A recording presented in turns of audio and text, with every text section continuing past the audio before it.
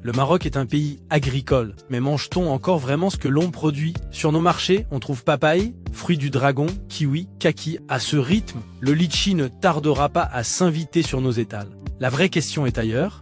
Pourquoi dépendons-nous autant des importations pour nous nourrir? Entre sécheresse et pluies extrêmes, nos récoltes de céréales restent fragiles. À peine 3 millions de tonnes, près de 40% de moins qu'une année moyenne. Pour assurer le pain quotidien, le pays importe 6 à 7 millions de tonnes de blé par an, pour une consommation d'environ 10,5 millions.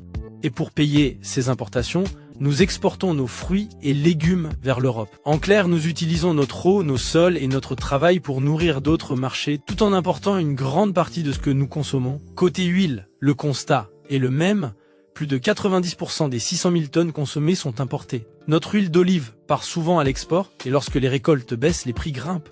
Dans un climat de plus en plus instable, peut-on encore croire que nous pouvons tout produire tout le temps? Certains agriculteurs reviennent à la terre, mais cela reste insuffisant. Ne devrions-nous pas investir davantage dans des cultures adaptées à notre climat, tournesol, colza, arachide, et les intégrer aux rotations céréalières pour produire nos propres huiles, tout en préservant les sols et l'eau?